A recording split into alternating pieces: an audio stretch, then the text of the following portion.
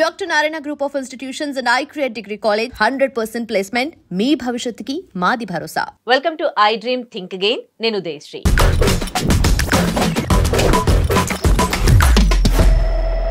మెహబూబాబాద్ కోడి పుంజుల తండాలో జరిగిన ఒక దారుణమైన ఘటన గురించి మనము మాట్లాడుకోబోతూ ఉన్నాము. భార్యాభర్తల మధ్య టీవీ సీరియల్ గురించి గొడవ తలెత్తింది. అది కాస్త అంటే క్షణికావేశంలో వాళ్ళిద్దరూ కూడా చాలా పెద్ద గొడవ జరిగింది. కానీ దాంట్లో విషం తీసుకోవడం జరిగింది. వాళ్ళిద్దరూ కూడా పొలం పనులు చేసేవాళ్ళు. సో పొలానికి ఏదైతే మందు కొడతారో ఆ మందు భార్య తీసుకున్నారు. ఆ తర్వాత బాబు కూడా ఆ మందు తాగినట్లుగా తెలుస్తోంది. మొత్తానికి ఏం జరిగిందో ఏమో తెలియదు. కానీ క్షణికావేశంలో వీళ్ళిద్దరూ గొడవ పడ్డారు. అక్కడ బాబు మాత్రం హాస్పిటల్లో ట్రీట్మెంట్ తీసుకుంటూ ఉన్నాడు. కానీ ఇది చాలా ఆలోచించాల్సిన విషయం. ఇక్కడ వాళ్ళ కోపాలు తగ్గాయి, గొడవ సద్దుమణిగింది. కానీ అక్కడ బాబు పరిస్థితి ఏంటి అది ముందే ఆలోచించి ఉంటే ఇంత పెద్ద గొడవ అయ్యేది కాదు కదా. ఇవాళ బాబు హాస్పిటల్లో ప్రాణాలతో కొట్టుమిట్టాడుకునేవాడు కాదు కదా. దీని గురించి మనతో మాట్లాడడానికి స్టూడియోలో ఉన్నారు రజనీ రమ గారు, motivational speaker, public speaker, family counsellor. మాట్లాడదాం. నమస్తే అమ్మ, వెల్కమ్ టు అవర్ స్టూడియో. నమస్తే ఉదయ. సరే కదా, ఇద్దరు భార్యాభర్తల గొడవ. ఇవాళ బాబు హాస్పిటల్లో ప్రాణాలతో కొట్టుమిట్టాడుతూ ఉన్నాడు. వీళ్ళు బాగానే ఉన్నారు, ఇప్పుడు ఓకే అయిపోయింది. కానీ పోయిన హాస్పిటల్లో ఆ బాబు పరిస్థితి ఏంటి, అసలు ఏం జరుగుతోంది, ఎందుకు ఇంత క్షణికావేశానికి గురవుతూ ఉన్నారు అందరూ కూడా? ఇప్పుడు మనకి ఈ మొబైల్ ఫోన్స్ వచ్చేసి సమాజం కుళ్ళిపోయింది, పుచ్చిపోయింది, చెడిపోయింది అని చెప్పుకుంటున్నాం. దీనికన్నా ముందు టీవీ అనమాట. ఈ టీవీ ఒకప్పుడు ఒక వేవ్ బాగా 100% చూశారు అందరూ. ఇప్పుడు మొబైల్స్ వచ్చిన తర్వాత కొంచెం ఏమంటారంటే ఫిల్టర్ అయిందని చెప్పచ్చు. ఇందులోకి వచ్చారు కొంత. ఇవన్నీ రాని వాళ్ళు చాలా మంది ఉంటారు, లేకపోతే అవి సీరియల్స్ నచ్చిన వాళ్ళు కొంతమంది ఉంటారు, అందులో అక్కడ ఉండిపోయారు అన్నమాట. అంటే వాళ్ళు ఇది ప్లస్ అది అయి ఉండొచ్చు మేబీ. కొంతమంది కంప్లీట్గా దాన్నే చూస్తున్నారు. ఏంటి, నేను కూడా చాలా చోట్ల అబ్జర్వ్ చేశాను. ఆ దరిద్రపు సీరియల్స్ అసలు అది ఒక కథ అనిపిస్తుంది. ఆ కథ ఎలా ఉంటుందో చెప్పరా. నేను ఒక డైరెక్టర్ కనపడితే నేను అడిగాను కూడా, ఒక పేరు నాకు గుర్తులేదు, చాలా సంవత్సరాలు అయింది. ఏంటండి కథ, దీన్ని నెక్స్ట్ మీరు ఎట్లా రాస్తారు, ఎట్లా ఒకటేసారి రాస్తారా ఏంటి, ఇన్ని మార్పులు ఏంటి కథలో అని అడిగితే, ఈ వారం సీరియల్ ఈరోజు ఎపిసోడ్ అయిన తర్వాత ఆ రేటింగ్ ఏదో చూసుకుంటారంట. చూసుకుని వెంటనే రేపటి కథని దానికి అనుగుణంగా మారుస్తారంట. అది ఎప్పటికి అవుతుంది ఆ సీరియల్? అసలు క్వశ్చనే లేదు, అవ్వదు అది. అలా 4 ఏళ్ళు 3 ఏళ్ళు నడుస్తూ ఉంటే చివరికి అది కంక్లూడ్ చేయరు, దాన్ని ఎత్తేస్తారు ఆ సీరియల్ని. ఇంకా అది ఏమైంది ఎవరికి తెలియదు, గోదావరిలోకి వెళ్ళిపోతుంది. అసలు అంతవరకు ఏళ్ళేళ్ళు చూసిన వాళ్ళు ఆ చివరికి క్లైమాక్స్ ఏంటని ఎదురు చూస్తారు కదా. ఆ క్లైమాక్స్ ఇవ్వరు, మార్చేస్తారు. మార్చేసి ఆ ప్లేస్లో వేరే కొత్త సీరియల్ని పెట్టేస్తారు. లేకపోతే సడన్గా కొద్ది రోజులు అయిన తర్వాత వేరే ఛానల్లో, అదే ఛానల్లో టైం మార్చేస్తాడు. ఆ ఫాలో అయ్యే వాళ్ళకి పిచ్చెక్కిపోతారు వాళ్ళు. బీపీ వచ్చేస్తుంది వాళ్ళకి, అమ్మో ఏమైపోయిందో అని. ఆ టెన్షన్ పాపం వాళ్ళకే తెలుసు. ఎందులో ఉండే వాళ్ళకి అదే వాళ్ళకే తెలుస్తుంది, చూసే వాళ్ళకి వినే వాళ్ళకి తెలీదు. వాళ్ళకే తెలుస్తుంది ఆ మానసిక వ్యధ ఏంటో, ఆ టెన్షన్ ఏంటో. ఆ టైంలో వాళ్ళకి ఎవరితో మాట్లాడబుద్ధి కాదు, భోజనం చేయబుద్ధి కాదు, వంట చేయబుద్ధి కాదు, పని చేయబుద్ధి కాదు, ఏం ఉండదు. ఎప్పుడు టైం అవుతుందా సీరియల్ చూడాలి అని ఉన్మాద స్థితికి వెళ్ళిపోతున్నారు. ఇప్పుడు వీళ్ళు ఏంటంటే, మనం చెప్పుకున్నది భార్యాభర్తలు ఇద్దరు కూడా పొలం పనికి వెళ్తూ ఉంటారు. ఉదయం వెళ్ళి సాయంత్రం పొలం పనులు చేసుకుని బాగుంది, అక్కడ కోఆపరేషన్ బాగుంది ఒకరికొకళ్ళు. నేను కూడా వండరయ్యా, భార్యాభర్తలు ఇద్దరు పొలానికి వెళ్ళారు, పని చేసుకున్నారు అంటే వావ్ ఈ రోజుల్లో కూడా ఉన్నారా అని.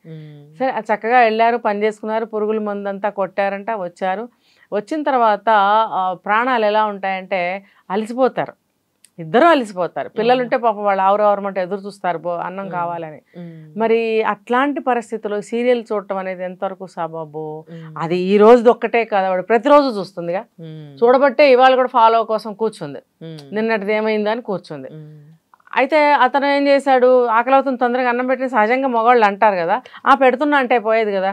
ఇప్పుడు టీవీ సౌండ్ అనేది వినిపిస్తూనే ఉంటుంది, నువ్వు ఆ మాటలు వింటూ వెళ్ళి రెడీ చేయొచ్చు కదా.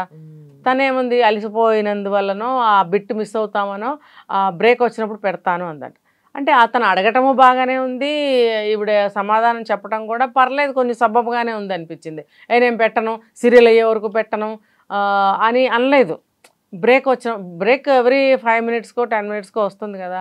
ఆ 5 minutes లోపలే ఇతనికి బాగా కోపం వచ్చింది. ఆ కోపం ఇవాళది కాదు, గత కొన్నాళ్ళ నుంచి ఉందన్నమాట. ఆ సీరియల్ ఎప్పుడు స్టార్ట్ అయిందో, ఎన్ని సీరియల్స్ చూస్తుందో మనకు తెలియదు, అతనికి తెలుసు కదా. ఇంకొకటి ఏంటంటే గత ఒక నెల రోజుల నుంచి వాళ్ళిద్దరి మధ్యన మాటలు సరిగ్గా లేవు. ఇప్పుడు ఆ పొలానికైతే వెళ్ళొస్తున్నారు, ఆ పని తప్పదు కాబట్టి, ఇంట్లో అయితే మాట్లాడుకోవట్లేదు. ఇప్పుడు సైకలాజికల్గా ఏంటంటే ఒక కుటుంబం ఇద్దరే భార్యాభర్తలు అంటే అది వేరే విషయం, అందరూ పెద్దవాళ్ళే అంటే అది వేరే విషయం. ఇంట్లో పిల్ల జిల్లా ఉన్నప్పుడు ఆ వ్యవస్థ ఎలా ఉండాలంటే చాలా, ఇప్పుడు ఒక వేలు పొట్టి ఒక వేలు పొడుగు ఇలా ఉన్నాయి, అన్ని సమానంగా ఇలా పెట్టగలుగుతాం. అన్ని వేళని చూడండి సమానంగా బేస్ అవుతాయి. కరెక్ట్. ఇలా పెడితే అవ్వవు. పిల్ల మేక పెద్ద చిన్న అందరూ ఉన్నప్పుడు కూడా ఫ్యామిలీని ఇలా బ్యాలెన్స్గా తీసుకుంటూ వెళ్ళాలి. అది రానప్పుడు గొడవలు అవుతాయి అన్నమాట. ఇప్పుడు చిన్న చిన్న పిల్లలు ఉన్నారు ఇంట్లో, నువ్వు పొలం పనికి వెళ్ళొచ్చు, నువ్వు కూడా అలసిపోయావు, చక్కగా వంట చేయాలి పెట్టాలి, తర్వాత ఆ టైంకి ఉన్న సీరియల్ని నువ్వు ఫాలో అవ్వు. కానీ ఈ పని పాటలు ఉన్న టైంలో వచ్చే సీరియల్ నువ్వు చూడడం ఎందుకు? ఒకటి చెప్పిన మగవాళ్ళకి మందు ఎట్లాగో ఇప్పుడు ఆ టైంలో వచ్చి నువ్వు తాగడం ఎందుకు, నువ్వు తాగుకుంటూ కూర్చోవడం ఎందుకు, సరే తన్నే హెల్ప్ నువ్వు అడగ, నువ్వు కూడా ఇద్దరు వెళ్ళేసి వచ్చారు, ఇద్దరు ఈక్వల్ గా చేయొచ్చు కదా. సో మగవాళ్ళకి మందు తాగితే ఎవరు క్వశ్చన్ చేయరు, ఆడవాళ్ళు సీరియల్స్ కి కదా. అదే నేను ఇందాక చెప్పింది, అతను నార్మల్ గా భోజనం పెట్టమన్నాడు సహజంగానే, ఈవిడ ఒక 5 నిమిషాలు బ్రేక్లో పెడతానంటే అతను ఎందుకు సహించుకోలేకపోయాడు అని అంటే, ఇక్కడే అతను ఇవాళ సమస్య కాదు అతనికి, అది గత కొన్నాళ్ళుగా సమస్యతో బాధపడుతున్నాడు, ఇవాళ ఎక్కింది అనమాట బుర్రకి. దానికి తోడు ఒక నెల రోజుల నుంచి సరిగ్గా మాట్లాడుకోవట్లేదు. ఇప్పుడు ఇంట్లో కుటుంబ సభ్యులందరూ కూడా కమ్యూనికేషన్ అనేది మిస్ అవుతున్నారు ఈ రోజుల్లో. ఇప్పుడు మంచి చెడ్డ ఏ విషయమైనా సరే ఇంట్లో కుటుంబ సభ్యులందరూ మాట్లాడుకుంటూ ఉంటాం కదా, మాట్లాడుకోవాలి కదా. నవేడేస్ అసలు ఎవరు మాట్లాడుకుంటున్నారు? ఎవ్వరు మాట్లాడుకోవాలి. అరే 60-70 ఏళ్ళు వచ్చిన మొగుడు పెళ్ళాలు కూడా పలకరించుకుంటే కష్టమంటున్నారు. ఎందుకంటే ఆ ఫోనుల్లో మునిగిపోతున్నారు. మునిగిపోయి పలకరిస్తే కోపం వస్తుంది, ఆ కంటిన్యూటీ దెబ్బతింటుంది వాళ్ళకి. అక్కడ దెబ్బతిన్నప్పుడు బుస్సుమని లేచి గొడవలు అయిపోతున్నాయి, ఎంత ఏజ్ వచ్చినా కూడా. ఇంకొకటి, నువ్వు చేసుకోవచ్చుగా నన్ను ఎందుకు లేపుతావు అనే స్థితికి కూడా వచ్చారు. నువ్వు చేసుకోపో, నేను చేసుకుంటా, నాకు టైం ఉంది, ఇంకా నేను రాను, ఇలాంటి మాటలు వస్తున్నాయి, చూస్తున్నాము. అలాంటప్పుడు వీళ్ళకి రావడంలో పెద్ద విచిత్రం ఏమీ లేదు. కానీ ఈ కమ్యూనికేషన్ అనేది ఈజ్ వెరీ ఇంపార్టెంట్ కుటుంబంలో. ఇప్పుడు పొద్దున్న నుంచి సాయంత్రం వరకు మీరు వెళ్ళి ఆ వర్క్ చేసుకుని రావాలి, ఎంత కోఆర్డినేషన్ ఉండాలి. ఏ విధంగా చూసుకున్న వర్క్లో కానీ మాటల్లో కానీ, ఒక మాట ద్వారానే కదా ఉదయశ్రీ ఒక కోఆర్డినేషన్ అనేది వస్తుంది. నేను నీకు కోఆపరేట్ చేస్తున్నాననే ఫీలింగ్ ఒకరికొకరికి వచ్చేది మాట్లాడితేనే కదా. మాట్లాడుకోకుండా నడుస్తుంది కొంతకాలం నుంచి. ఇంట్లో పిల్లలు ఉన్నారు, అసలు వాళ్ళ ఫీలింగ్స్ ఏంటి? అమ్మా నాన్న మాట్లాడుకోరు, మా పరిస్థితి ఏంటి? వాళ్ళు ఎంతో బాధపడతారు. సమయానికి ఏదన్నా అడగాలంటే అమ్మ అమ్మ అమ్మ అని అమ్మ దగ్గరికి వెళ్తారు. ఆమె ఏంటి, అబ్వియస్లీ నాన్నని అడగాలి. ఏదన్నా ఫైనాన్షియల్ మ్యాటర్స్ కానీ ఎక్కడికైనా తీసుకెళ్లాలన్నా కానీ నువ్వు నాన్న అడిగి చెప్తానుండు అనాలి.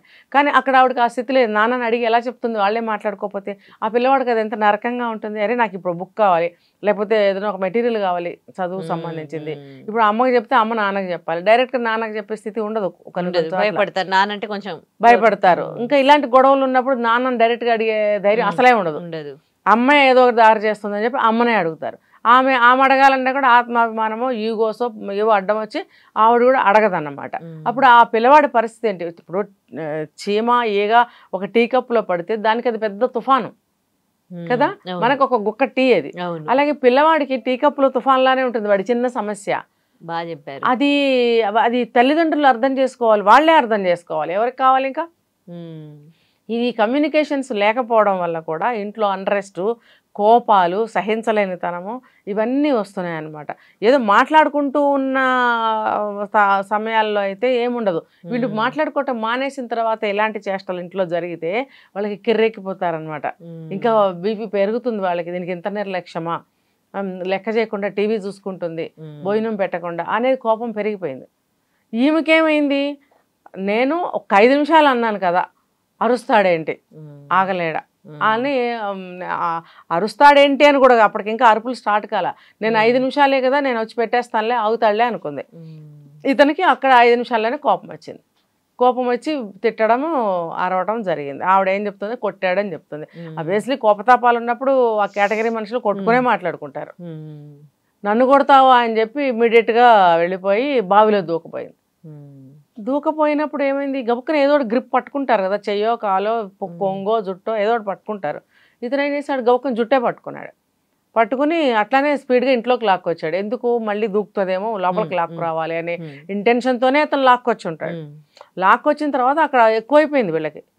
ఎక్కువైపోయినప్పుడు వీళ్ళకి ఆ ఆత్మాభిమానం దెబ్బతినేసి, ఇంకా చెప్పాలంటే ఈగో హర్ట్ అయిపోయి, వెంటనే తెచ్చిన పురుగుల మందులు ఉన్నాయి కదా ఇంట్లో, అవి గవకని తాగేసింది.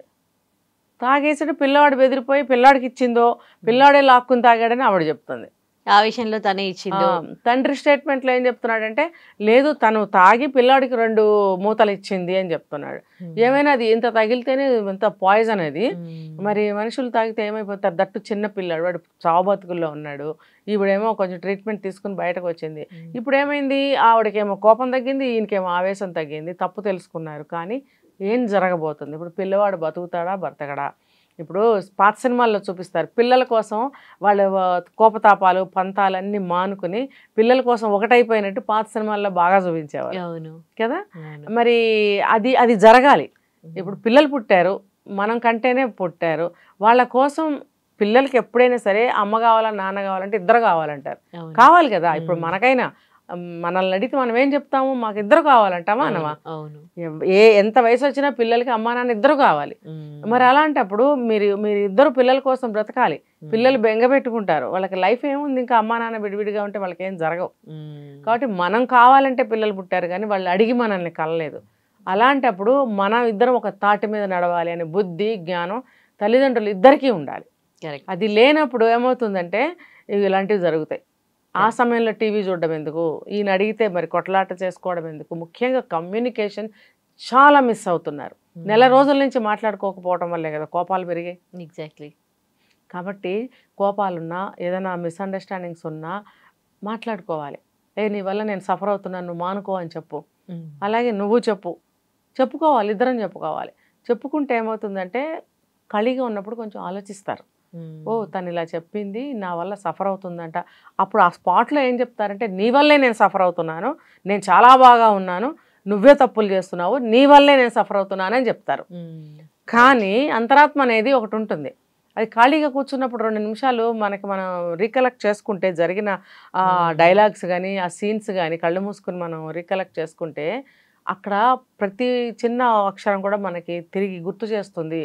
తను ఏమంటే నేనేమన్నాను, నేనేమంటే తనేమంది, తను అలా అన్నప్పుడు నేను అనకుండా ఉండాల్సింది, నేను ఇలా అన్నప్పుడు తనైనా సైలెంట్గా ఉంటే బాగుండేది అనేది ఒక చర్చ వస్తుంది లోపల. ఆ చర్చ జరిగినప్పుడు తప్పు తెలుసుకుంటారు. అది ఎవరు చేయటం లేదు. పంతాలు కావాలి, పౌరుషాలు కావాలి, రోషాలు ఇవన్నీ తీరాలన్నమాట, ఈగోస్. దానివల్ల ఆ అమ్మాయి అంత స్పీడ్గా వెళ్ళిపోయి తాగేయడం, ఇలాంటివన్నీ జరుగుతున్నాయి. Right, thank you so much. And for more videos, please subscribe to iDream. Please subscribe to iDream. Please subscribe iDream. And please subscribe to iDream. For more videos, subscribe to iDream. please like, share and subscribe to the channel. Congratulations, iDream. Subscribe to iDream. Subscribe to iDream. So subscribe to iDream Media. iDream ki iDream team andarki huge congratulations. Please subscribe iDream Media. Please subscribe to iDream. Subscribe iDream. Please subscribe to iDream. iDream అంటే నా కళల ఛానల్ను subscribe చేసుకున్న నోరు తిరుగుతలేదు, మీరైతే గంట గుర్తు కొట్టండి. For more such videos, please subscribe to iDream. Subscribe to iDream. Please subscribe to iDream. Please subscribe iDream Media. Please do subscribe to iDream. Please subscribe to iDream Media. For best entertainment and information, please subscribe iDream. And don't forget to subscribe to iDream.